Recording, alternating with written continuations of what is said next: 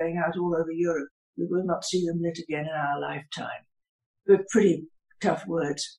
And the second one was 1915 in the trenches, the third 1916, fourth 1917, and the last one was 1918 and finished up with the silence on the Western Front after the last shot had been fired. And it followed the family. I watched an interview with you from VoucherCon last year where you say that you can remember parts of World War II. So this is something that we have no idea to have war in our backyard like that. Well, I'm very glad you've never been, well, you've been bombed, but it was a couple of buildings. I was in London during the Blitz. I was a little child, but I do remember it. We were bombed, the whole city was bombed every night for 45 nights or something like that. You know, the Blitz went on and on and on and on, and the bombing was almost every night. Being cold or hungry, I should think probably half the world is either cold or hungry, or both. Absolutely. From researching you, you have 8 different series. You've had almost 100 books out altogether. How do you keep your characters, your settings in order? They don't spill over into another one. This is a good question, and I think the answer is because I'm totally wherever the current story is, and all other stories don't exist whilst I'm in this one. Then when this one's finished, it'll be put away somewhere, and I'll move to the next one. At the moment, I'm totally in 1934, Night of the Long Knives, Rise of Hitler. No other place exists, which is why it's going to be terribly difficult if they send me back the last Daniel, which is 1912, and say, well, please rewrite this or rewrite that. It's the most painful thing to be jerked out of the people and the time that you're dealing with, be put into other people who are quite different and dealing with a different time. It's about concentration, I think. And I get very caught up in the emotion. I can remember tears running down my face in one of the World War I scenes when, at the very end, he was putting a marker on the grave of a man he knew. And I thought, you idiot woman, he's a creation of your own mind. You know he's not dead, actually. What are you crying for?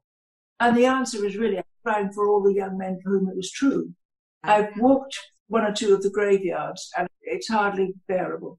I came across, actually, quite by accident when I was walking one of the graveyards in research for this, the grave of the youngest known British soldier to be killed. He was 12. Oh my goodness. Yeah. And they were volunteers, of course. Nobody conscripted somebody who was 12. They just lied about their ages. And yeah, apparently that happened quite a bit. People that wanted to serve. Yes. Quite a few of them were American. There's a lovely story of one young man who was an American, and he was too small to get into any of the regiments, even the Bantam Regiment, which was for very small men. But he joined up, and he lied about various things, and he managed to serve out the whole war with distinction. He was so determined to serve that he tried regiment after regiment until he found somebody who was desperate enough to take him. That would be an interesting story to write. Well, it would only be if he had certain conflicts. If you don't have conflict, you really don't have a story. That's I true. guess so. But an interesting biography, and I think it has been written. It's just an example of somebody who was brave enough to sacrifice for another country, for a principle, not just, my country, my country. This is a battle that needs to be fought. I will fight it. Well, obviously, wartime is very near and dear to your psyche. The essence of all good story is conflict of some sort. You should have external conflict, but you've got to have some internal conflict. If there isn't any, there is no story. Nothing to overcome, nothing to grow. If you end up where you started, it wasn't a good story. If you had your choice, if you had your favorite time period to write about, which one would it be? I'm pretty stuck in the 1930s. It's not so long ago. It'll be just about my mother's generation. And they, of course, had lived through 2 wars. Well, they did live through 2 wars. I mean, I was born in 1938. It's near enough to be recognizable to some of us. The decisions were major. Many of the British people, at least, said never again. If they fought, a lot of our leaders actually fought in World War I and in the trenches. And Churchill didn't fight in the trenches in World War I, but he'd been a soldier before that in Africa. They knew what war was. The losses were so appalling Anthony Eden, who later Foreign Secretary during the war and later on became Prime Minister, I think he lost an uncle and 2 cousins and his father and 1 or 2 brothers. I mean, you can see why they said never again, no matter what. Having given the matter some thought, I used to think, well, America doesn't really know what war is. Wait till you've stood in your own backyard and watched the fighter planes above you. But then I went to visit my aunt, who married a Belgian and lived in Belgium all the war. She had the Gestapo in the streets and knocking on the door and taking away a young son who was never heard from again, and they never knew what happened to him. And I thought, no, neither have we. Not really what it can be. And I think it's absolutely terrible, but I think occupation is worse. At least we knew going out in the street that almost certainly everybody was on the same side. Everybody, when you go out in the street, will help you. They're fighting the same battle you're fighting. In that interview that I watched from you from Valsharkon, you talked about the fact that there's some parallels between now and the time period you're writing about in the 30s, with kind of a motto of how could things get worse. Can you talk a little bit about that and explain what you mean by that? How could things get worse? Well, when there's more and more intrusion, more police rights, and I'm not talking about the police we've got now, but if you get something like the Gestapo, when they invade your mind, can take over your thoughts, as they have overtaken thoughts of many people, because most of us who don't lie don't expect to be lied to. Destroys your ability to believe what other people say. That's a big loss when we all become cynical. It's what it does to your mind that's worse than actual war. War produces heroes.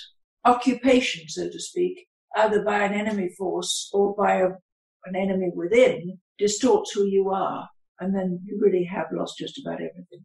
Read about some of the occupation of France and what they did to the collaborators, without necessarily knowing who is a collaborator and who isn't. Well, I think when they start to put especially one person above the whole mass of people, that's also a big issue too. Yes, it is, when it isn't really a democracy. And even more dangerous if it says it is, because all of us have a tendency to believe what we want to believe. You're trying to meld into one organized, properly governed people with freedom, and you've got all ages, all types, all genders, all cultures, and it's very difficult because one size doesn't fit all. I feel at the moment that there really is hope. It harkens back to what you said about walking out your front door and knowing that your neighbors and everyone out there is on the same side as you. And Right now, I don't know if that's true when I walk outside my front door. I hear you. I know most of my friends are, but then I wouldn't make friends with somebody whose beliefs were so different that they could be on the other side, shall we say. But it's a lesson that good people who don't listen and don't read very much and haven't been taught to weigh and judge things before they accept them can be easily misled. And clever people who manipulate others usually sense what is your weakness, what it is you're afraid of, and then threaten that.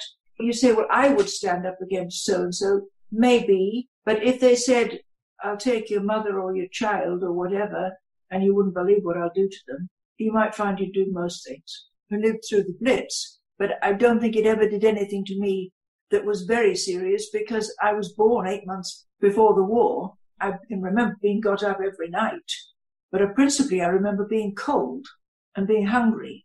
But my parents never showed fear, so I didn't feel fear. I was very lucky. We have to try and put ourselves in other people's places, and it's very hard if you want to think that your country is right, when I don't think my country's better than other countries. It's more familiar to me, but I know perfectly well we've done some awful things as well as some very good things. And I think that's true of every country. But the need to be right sometimes forces you into supporting things that you wouldn't if you took a cooler look at it. I think patriotism is doing something for the good of your country, not thinking your country's always right.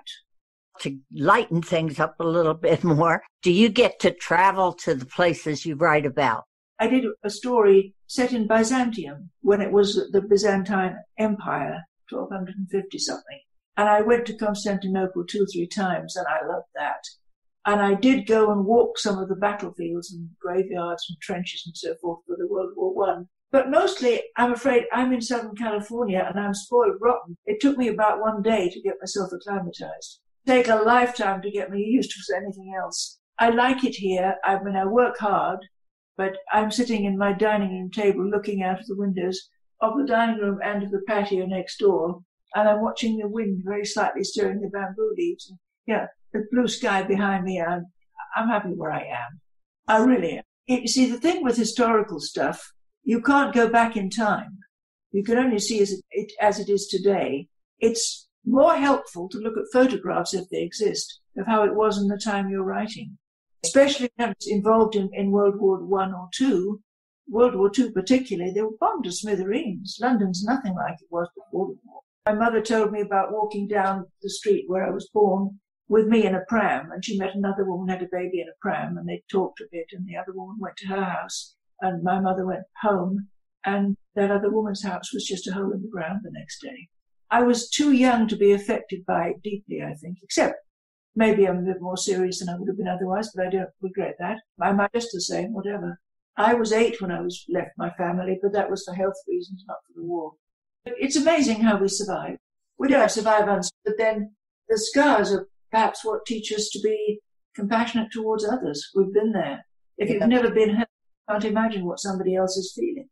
You talked a little bit about the new series, or the new character at least, that you are working on. Is there timeline for that, or is it just still in the working on stage? I think there are 2 Elenas out, and I think the 3rd one comes out in Britain this spring, and it'll be here in the autumn. And I've just finished writing a 3rd one, and I'm just outlining the 4th one. I put the pen down, and I've got the pen beside me. I need to finish it by Monday and send it to my publisher. Not really for their approval. I don't need to wait for that before I start, and I better not. And then I shall start writing it. I've been around ideas, brainstorming and so forth. I've got a few more hours work to do on it yet. Maybe by Monday it'll be finished. Then I'll start writing. Do you use a computer or do you type it longhand?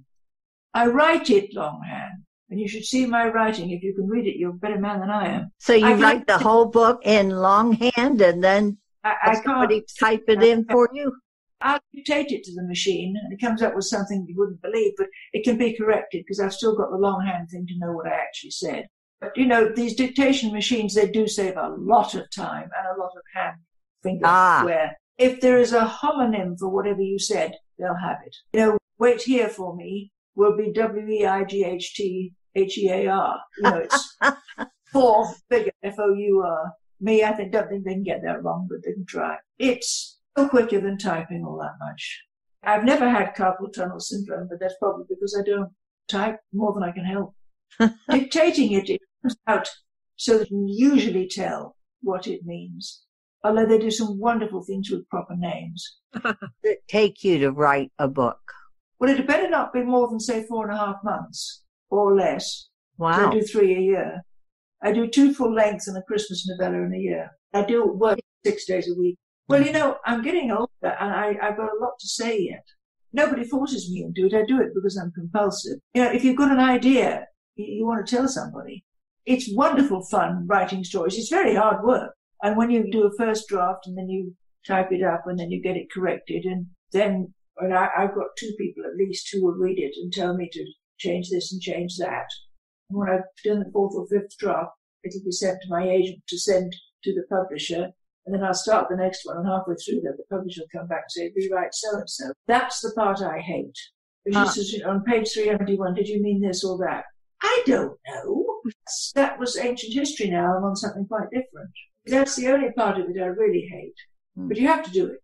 Well, can you tell our listeners your website? Yes, I think it's just anneperry.us. I like to read good reviews, especially when I've got a rotten job to do. Like go through this and correct the spelling. And my computer, of course, can't spell because it's American. But isn't it fun to talk? Oh, yes. We love it. After a dark and stormy night, it's a stroke of genius. Well, if you didn't have that in the first place, you'd have to change it to do that. Yes. It doesn't really matter. People know what I mean. And somebody else goes through and checks things. It's one of the nice things of having really good agents and a really good publisher. They'll pick up most of your mistakes. Well, Anne, we thank you so much. We are huge fans of your books. And we always look forward to the next one that's coming out. Elena